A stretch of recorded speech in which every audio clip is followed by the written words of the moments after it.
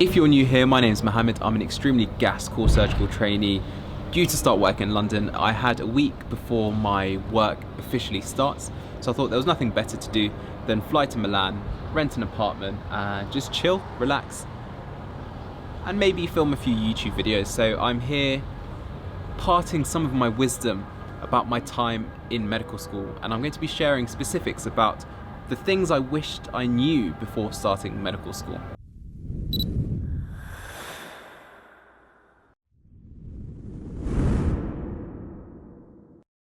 Right, so the first thing I wish I knew before starting medical school revolves around the degree itself. So the first point is that the degree itself is incredible.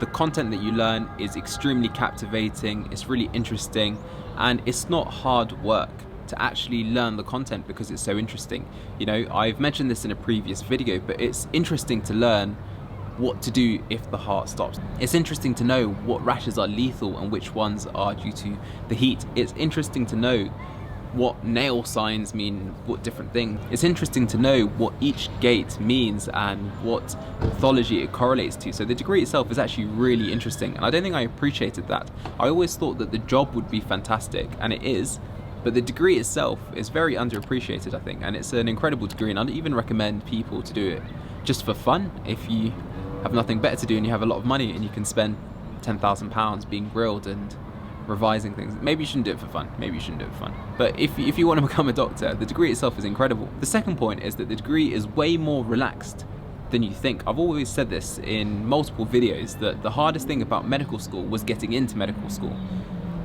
And the second hardest thing I've ever done in my life was actually doing my GCSEs. But medical school in itself isn't very challenging. Don't get me wrong, you have to consume ridiculous levels of content. You have to learn hundreds and hundreds and hundreds of pages of textbooks and lectures. But because it's so interesting, well, I found them very interesting, I didn't think it was a big chore to actually get the work done. And I never felt that I was, forcing myself to revise something. Unless it was renal physiology. I hate renal physiology.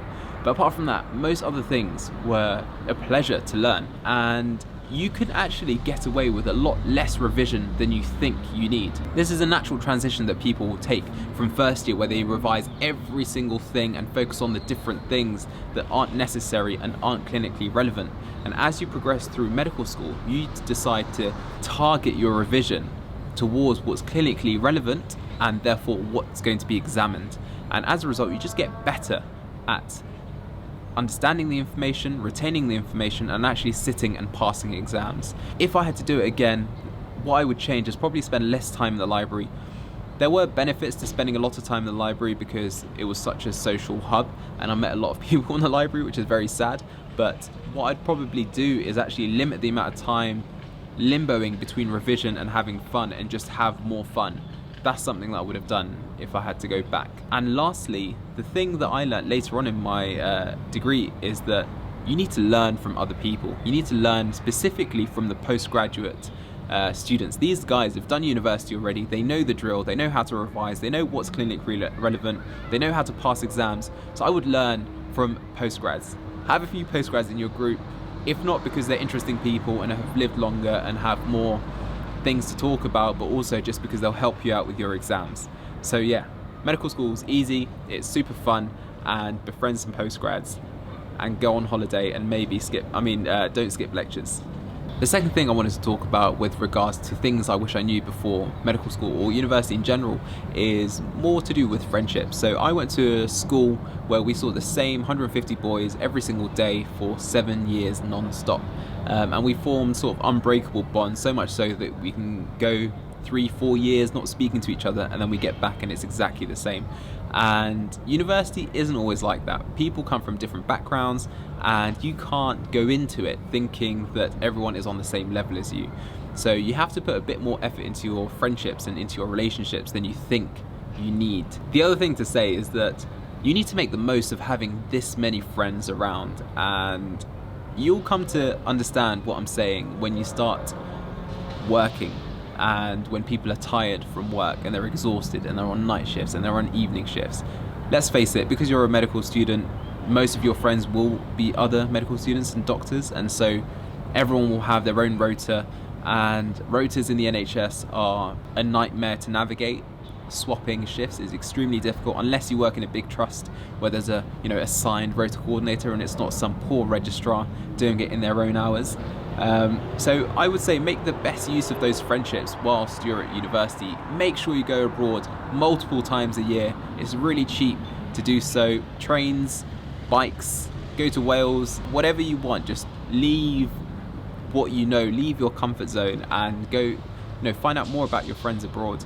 And yeah, just make the best use of it, because what's going to end up happening is that 3 years down the line after you've graduated, you're going to be on your own, chilling, talking to a camera in Milan, sipping on tea, shouting at people to stop using their motorbike.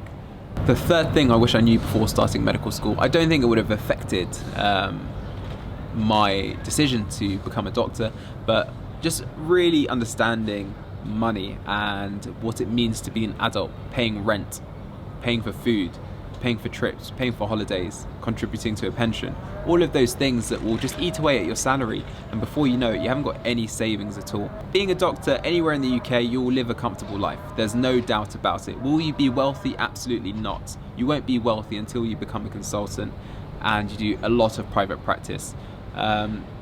This is something that I've sort of become more aware of as I've become more adult-like, and I'm not spending every single last pound that I have.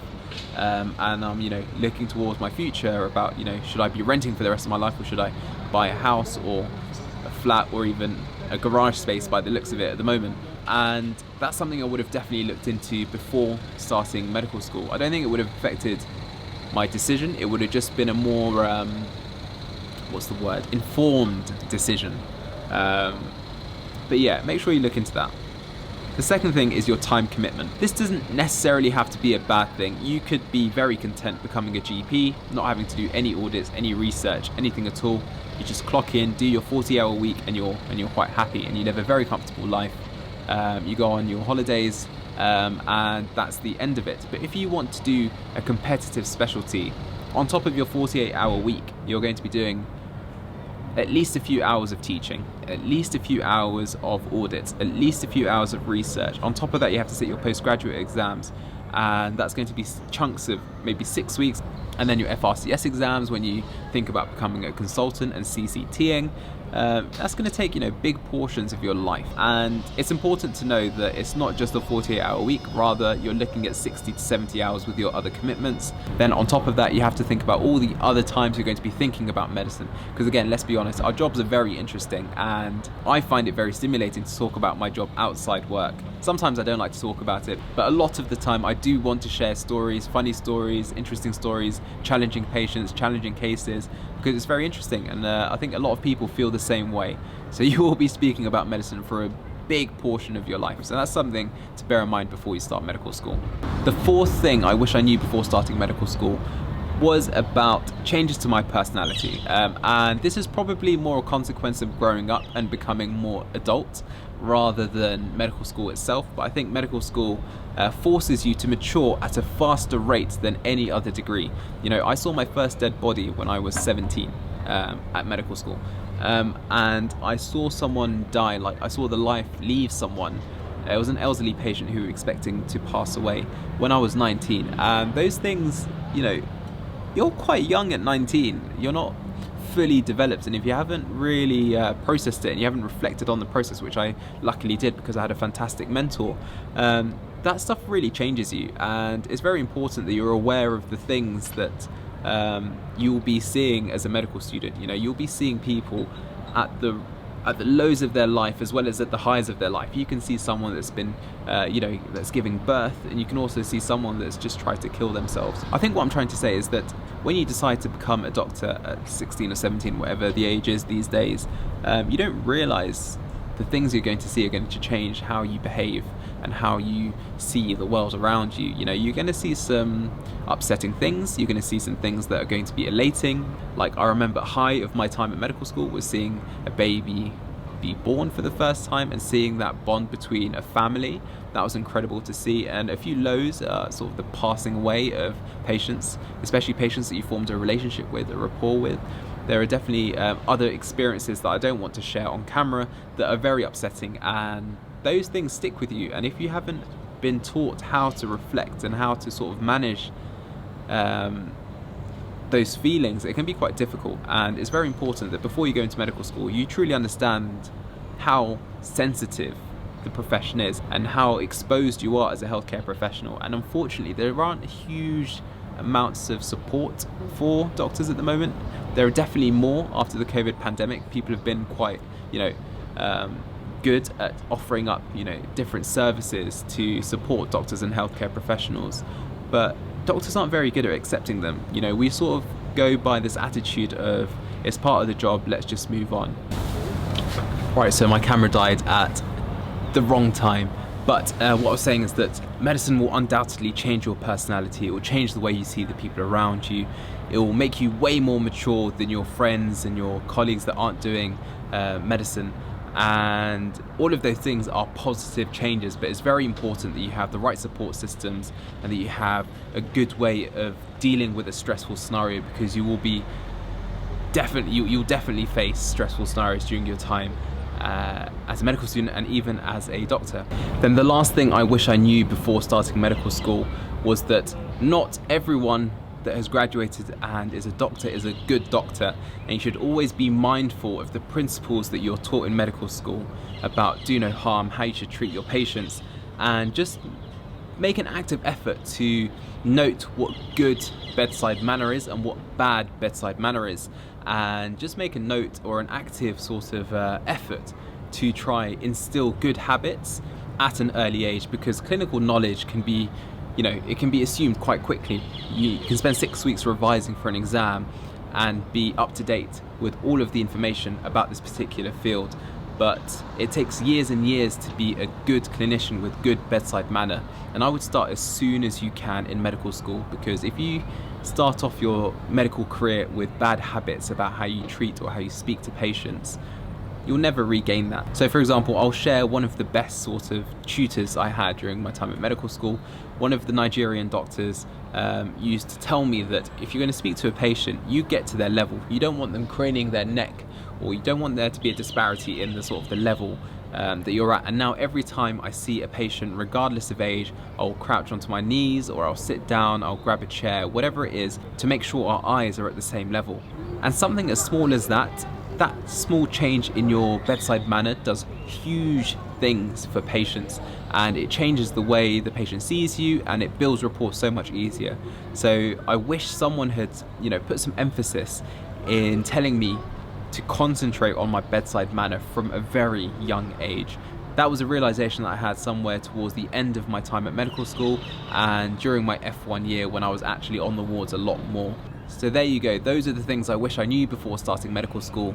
That's the wisdom completely shared now. To be honest, I've probably got some more wisdom left in me.